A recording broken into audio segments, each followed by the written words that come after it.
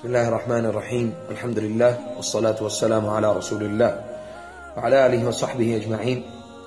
عن أبي هريرة رضي الله عنه قال عن النبي صلى الله عليه وسلم قال يدخل الجنة أقوام أفئدتهم مثل أفئدة الطير.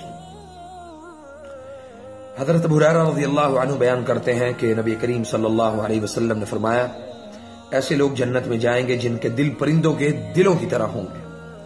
بعض لوگوں نے کہا کہ پرندوں کے دلوں کی طرح ہونا یعنی بھروسہ کرنے والے ہوں گے، اور بعض کے نزدیک مطلب ہے کہ ان کے دل نرم ہوں گے. توکل علی اللہ اور رقت قلب کی فضیلت ہے اس دعا میں، اس حدیث میں، کہ دونوں باتیں جنت میں لے جانے کا سبب ہے. مومن کے دل میں رزق اور معیشت کی زیادہ فکر نہیں ہوتی کہ اس کا کھانا پینا جو ہے وہ پتہ نہیں کہاں سے پورا ہوگا، بلکہ وہ اللہ پر بھروسہ کرتا ہے.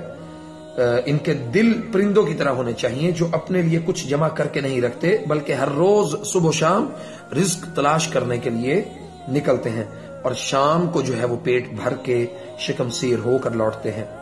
جیسے دوسری حدیث میں فرمایا گیا کہ تم اللہ پر صحیح معنوں میں توکل کرو تو اللہ تعالیٰ تمہیں پرندوں کی طرح روزی عطا فرمائے گا.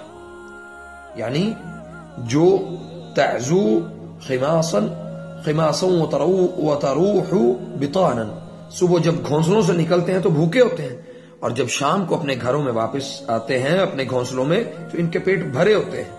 اس لیے ہمیں اللہ پر بھروسہ کرنا چاہیے. ہمارا رزق کا بندوبست اللہ رب العزت نے پہلے سے کر رکھا ہے، وہ کہیں زیادہ بہتر ہے کہ ہم جو ہے وہ اپنے آپ کو یعنی اپنے توکل کو کمزور کرنے سے گریز کیا جائے، اور بہتر ہے کہ اپنے رب پر ہی بھروسہ کیا جائے.